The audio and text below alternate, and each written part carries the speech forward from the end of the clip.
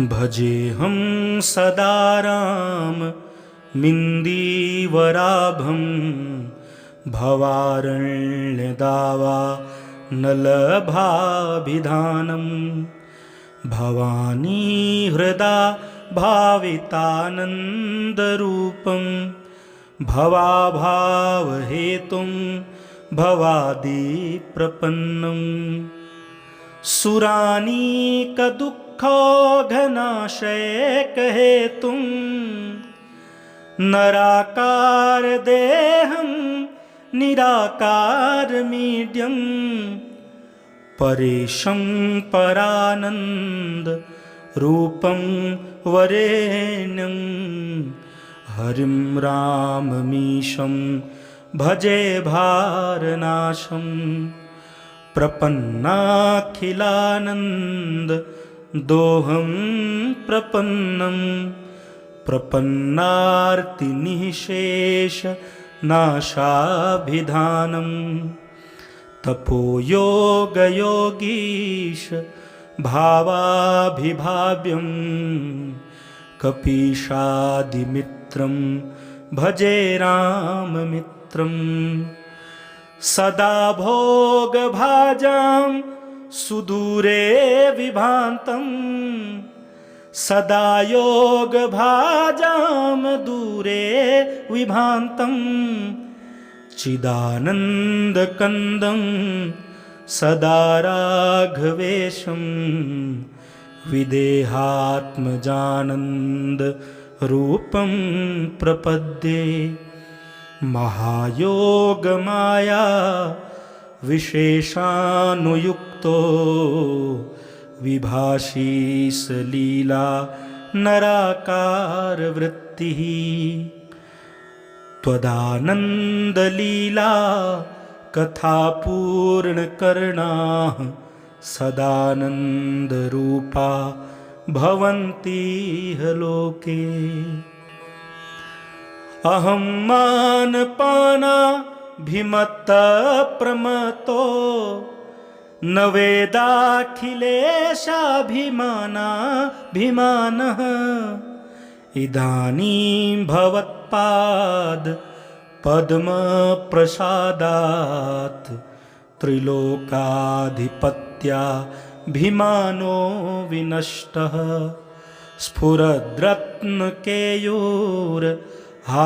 स्फुरद्रत्नकेयूरहाराभिरामं धराभारभूता सुरानीकदावं शरच्चन्द्रवक्त्रं लसप्तात्मनेत्रं दुरावारपारं भजे राघवेशं सुराधीशनीलाभ्रनीलाङ्गकान्तिं विराधादिरक्षो वधालोकशान्तिं किरीटादिशोभं पुरारातिलाभं भजे रामचन्द्रं रघूणामधीशं लसच्चन्द्रकोटि प्रकाशादिपीठे समासीनमङ्के समाधाय सीतां स्फुरद्धेमवर्णा तडितत्पुञ्जभाषां भजे रामचन्द्रं निवृत्तार्तितन्द्रम् भजेऽहं सदा राममिन्दीवराभं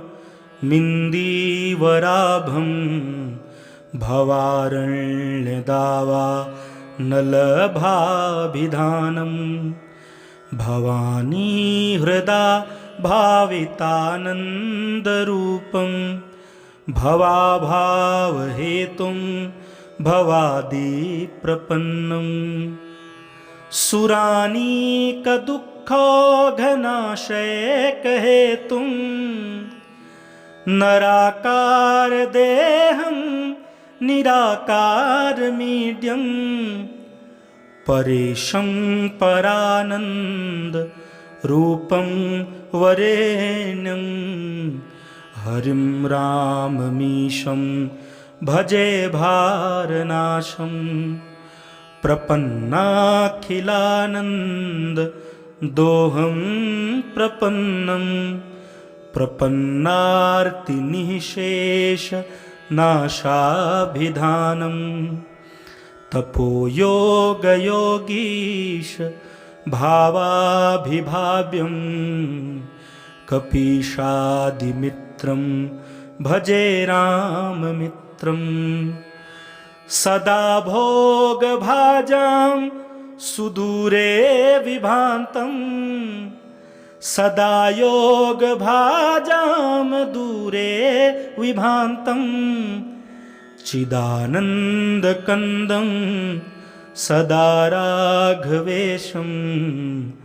विदेहात्मजानन्दरूपं प्रपद्ये महायोगमाया विशेषानुयुक्तो विभाषी सलीला नराकारवृत्तिः त्वदानन्दलीला कथापूर्णकर्णाः सदानन्दरूपा भवन्तीह लोके अहं मानपानाभिमत्तप्रमत्तो न वेदाखिलेशाभिमानाभिमानः इदानीं भवत्पाद पद्मप्रसादात् त्रिलोकाधिपत्याभिमानो विनष्टः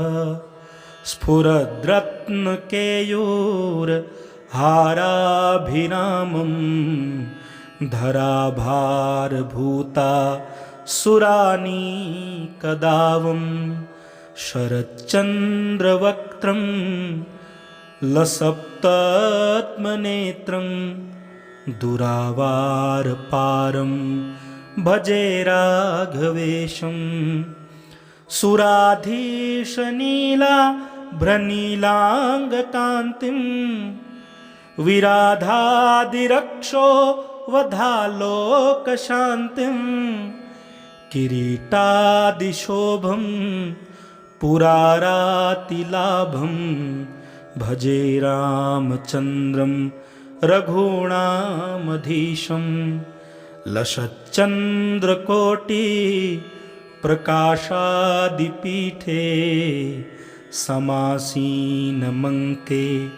समाधाय सीतां स्फुरद्धेमवर्णा तडितत्पुञ्जभाषां भजे रामचन्द्रं निवृत्तार्तितन्द्रम् भजेऽहं सदा राममिन्दीवराभं भवारण्यदावा नलभाभिधानं भवानी हृदा भावितानन्दरूपं भवाभावहेतुं भवादिप्रपन्नं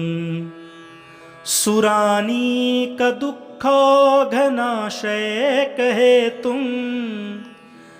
नराकारदेहं निराकारमीड्यं परेशं परानन्दरूपं वरेण्यं हरिं राममीशं भजे भारनाशं प्रपन्नाखिलानन्द दोहं प्रपन्नं प्रपन्नार्तिनिःशेष नाशाभिधानं तपोयोगयोगीश भावाभिभाव्यं कपीशादिमित्रं भजे राममित्रं सदा भोगभाजां सुदूरे विभान्तं सदा योगभाजां दूरे विभान्तं चिदानन्दकन्दं सदा राघवेशं विदेहात्मजानन्दरूपं प्रपद्ये महायोगमाया विशेषानुयुक्तो विभाषी सलीला नराकारवृत्तिः त्वदानन्दलीला कथापूर्णकर्णाः सदानन्दरूपा भवन्तीह लोके। अहं मानपानाभिमत्तप्रमत्तो न वेदाखिलेशाभिमानाभिमानः इदानीं भवत्पाद पद्मप्रसादात् त्रिलोकाधिपत्याभिमानो विनष्टः स्फुरद्रत्नकेयूरहाराभिरामं धराभारभूता सुरानीकदावं शरच्चन्द्रवक्त्रं लसप्तात्मनेत्रं दुरावारपारं भजे राघवेशं सुराधीशनीलाभ्रनीलाङ्गकान्तिं विराधादिरक्षो वधालोकशान्तिं किरीटादिशोभं पुरारातिलाभं भजे रामचन्द्रं रघूणामधीशं लसच्चन्द्रकोटिप्रकाशादिपीठे समासीनमङ्के समाधाय सीतां स्फुरद्धेमवर्णा तडितत्पुञ्जभाषां भजे रामचन्द्रं निवृत्तार्तितन्द्रम् भजेऽहं सदा राममिन्दीवराभं भवारण्यदावा नलभाभिधानं भवानी हृदा भावितानन्दरूपं भवाभावहेतुं भवादिप्रपन्नं सुरानीकदुःखौघनाशयकहेतुं नराकारदेहं निराकारमीड्यं परेशं परानन्दरूपं वरेण्यं हरिं राममीशं भजे भारनाशं प्रपन्नाखिलानन्ददोहं प्रपन्नं प्रपन्नार्तिनिःशेषनाशाभिधानं तपोयोगयोगीश भावाभिभाव्यं कपीशादिमित्रं भजे राममित्रं सदा भोगभाजां सुदूरे विभान्तं सदा योगभाजां दूरे विभान्तं चिदानन्दकन्दं सदा राघवेशं विदेहात्मजानन्दरूपं प्रपद्ये महायोगमाया विशेषानुयुक्तो विभाषी सलीला नराकारवृत्तिः त्वदानन्दलीला कथापूर्णकर्णाः सदानन्दरूपा भवन्तीह लोके। अहं मानपानाभिमत्तप्रमत्तो न वेदाखिलेशाभिमानाभिमानः इदानीं भवत्पाद पद्मप्रसादात् त्रिलोकाधिपत्याभिमानो विनष्टः स्फुरद्रत्नकेयूरहाराभिरामं धराभारभूता सुरानीकदावं शरच्चन्द्रवक्त्रं लसप्तत्मनेत्रं दुरावारपारं भजे राघवेशं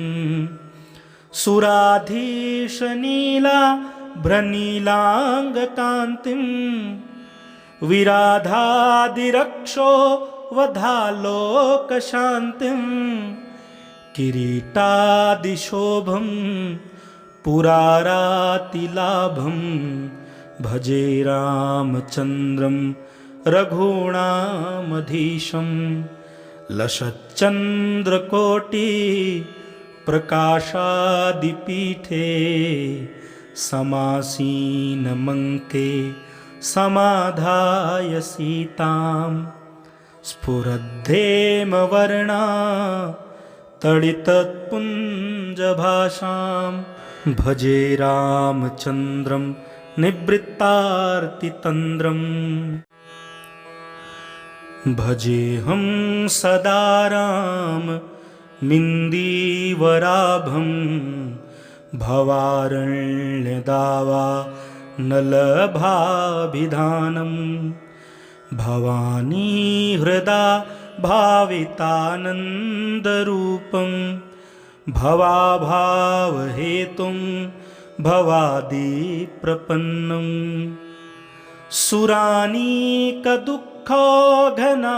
सुरानीकदुःखघनाशयकहेतुं नराकारदेहं निराकारमीड्यं परेशं परानन्दरूपं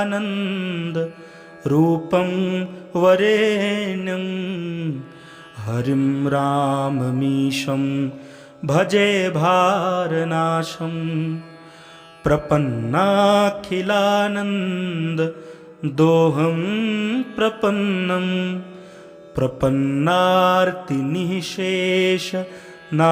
प्रपन्नार्तिनिःशेषनाशाभिधानं तपोयोगयोगीश भावाभिभाव्यं कपीशादिमित्रं भजे राममित्रं सदा भोगभाजां सुदूरे विभान्तं सदा योगभाजां दूरे विभान्तं चिदानन्दकन्दं सदा राघवेशं विदेहात्मजानन्दरूपं प्रपद्ये महायोगमाया विशेषानुयुक्तो विभाषी सलीला नराकारवृत्तिः त्वदानन्दलीला कथापूर्णकर्णाः सदानन्दरूपा भवन्तीह लोके अहं मानपानाभिमत्तप्रमत्तो न वेदाखिलेशाभिमानाभिमानः इदानीं भवत्पाद पद्मप्रसादात् त्रिलोकाधिपत्याभिमानो विनष्टः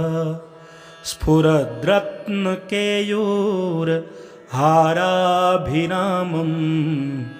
धराभारभूता सुरानीकदावं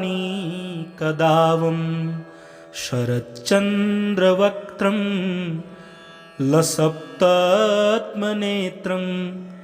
दुरावारपारं भजे राघवेशं